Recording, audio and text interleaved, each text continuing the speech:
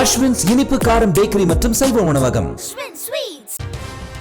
வைக்கப்பட்ட துப்பாக்கி அவர் இது இப்போ துப்பாக்கியை வந்து தேவையற்ற முறையில் பயன்படுத்தி விட்டார் என்று பொய்யா ஒரு வழக்கு பதிவு பண்ணியிருக்காங்க, பண்ண போறாங்க. அதுக்கான நடவடிக்கை எடுத்துட்டு இருக்காங்க. என்ன நடந்துச்சு சார்? என்ன நடந்துச்சு சார்? சார் என்ன நடந்துச்சு சார்? இப்போ வீட்ல என்ன நடந்துச்சு?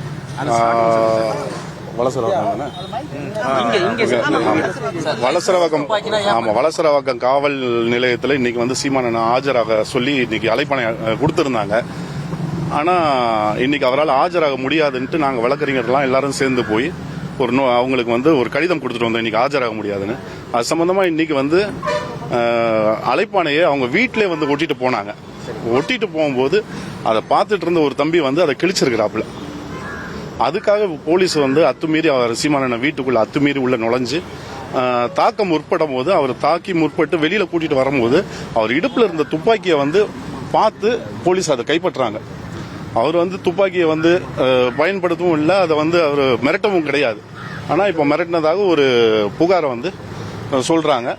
இப்ப அவங்கள 2 பேரையும் காவல் நிலையத்தில் அழைச்சு வச்சிருக்காங்க. இப்போ ஒட்டிட்டு போன உடனே கிழிச்சிடாருங்களா இல்ல மறுபடியும் காவல்துறை வந்ததா சொன்னாங்க?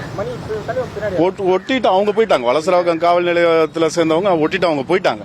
போயிட்ட பிறகுதான் இது கிழிச்சிருக்காங்க. இவரா உடனே அவங்க முன்னாடி எல்லாம் கிழிக்கல. லைசன்ஸ்டு கன்னு தான், அவருடைய தற்காப்புக்காக அவர் வச்சிருக்கிற கன்னு தான். சீஸ் பண்ணக்கூடாது, ஆனா பண்ணிருக்காங்க. இப்போ காரணம் எதுவும் காரணம் ஒன்னும் வெளிப்படையா ஒன்னும் சொல்லல. இல்ல மிரட்டல, துப்பாக்கி காட்டி மிரட்டவில்லை, கையில வச்சு அதெல்லாம் மிரட்டல. அவர் இடுப்புல இருந்தது, இடுப்புல அவரை வலுக்கட்டாயமா வண்டியில ஏத்தும் போது அவர் எடுத்து கொடுக்கறாரு. இந்த மாதிரி துப்பாக்கியை எடுத்து கொடுக்கும் போது அது வந்து மிரட்டினதாக அதை சித்தரிக்கிறாங்க. பாதுகாப்புக்காக இல்ல இவருடைய சீமான் வீட்டுல பாதுகாப்பு அதிகாரியா இருக்கிறாரு இவரு. அவருடைய பாதுகாப்பு, ஏன்னா அண்ணன் வீட்டுல பாதுகாப்புக்கு இருக்கிறாரு. அவருடைய பாதுகாப்பு, இங்க வந்து பெட்ரோல் குண்டுகள் வீசுறதாக ஒரு தகவல்கள்லாம் வருது. அதுக்காக அவருடைய பாதுகாப்பு, ஏன்னா இவர் ஒரு பாதுகாப்பு ஒரு நபரா இருக்கிறதுனால அவருடைய பாதுகாப்புக்கு வச்சிருக்கிறார். சீமான் உட்பட இவரோட பாதுகாப்புக்கும் சேர்த்து சீமான் அண்ணனுக்காக, அண்ணன் இங்க ஊர்ல இல்ல, சீமான் அண்ணன் வீட்டுல இந்த மாதிரி குண்டுகள் வீசப்பட போகுதுன்றதுக்காக அவர் அந்த துப்பாக்கியை வச்சிருக்கிறாரு. வேலை செய்யறவங்க அவர் வந்து துப்பாக்கி வச்சிருந்தவர் ஒரு எக்ஸ் ஆர்மி மேன். அவர் லைசன்ஸ்டு துப்பாக்கி வச்சிருக்கிறாரு. இன்னொருத்தர் அவர் பேர் அமல்ராஜ், இன்னொருத்தர் வந்து சுபா, அவர் அவங்க வீட்டுல வேலை செய்யற ஒரு ஓட்டுநர். இல்ல அப்படிலாம் இல்ல, அதெல்லாம் இல்ல. அப்படி அவர் ஒன்னும் யார்கிட்டையும் வாக்குமூலமும் கொடுக்கல, எதுவும் கிடையாது, கொடுக்கல. அவங்க ஆமா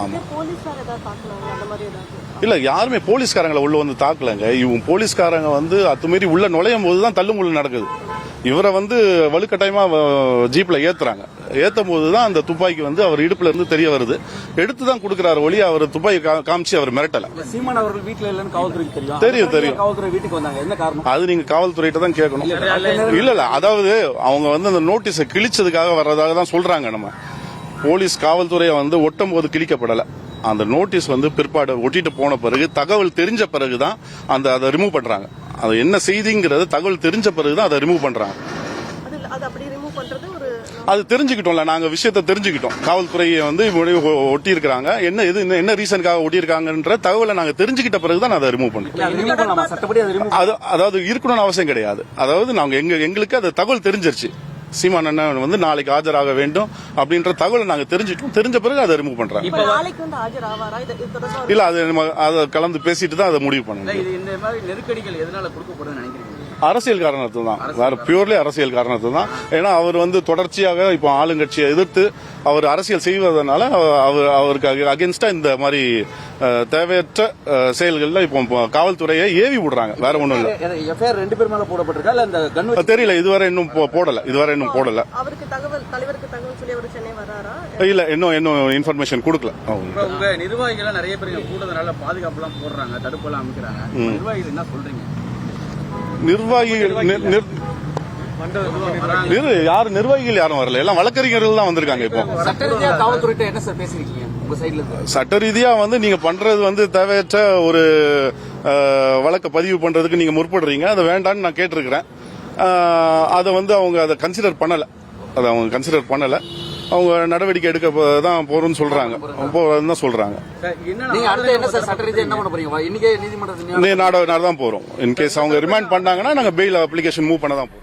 நடிகை அளித்த பாலியல் வன்கொடுமை புகார் தொடர்பான வழக்கில் நாம் தமிழர் கட்சியின் தலைமை ஒருங்கிணைப்பாளர் சீமான் வீட்டில் நோட்டீஸ் ஒட்டப்பட்டிருந்தது. இந்த நிலையில் சம்மனை கிழித்ததை தடுத்த போலீசாரை தாக்கிய சீமான் வீட்டு காவலாளி கைது செய்யப்பட்டிருக்கக்கூடிய நிலையில் சீமான் தரப்பு வழக்கறிஞர் பேட்டியளித்ததை நாம் கேட்டும் விவரங்களை பின்வரும் செய்திகளில் விரிவாக பார்க்கலாம்.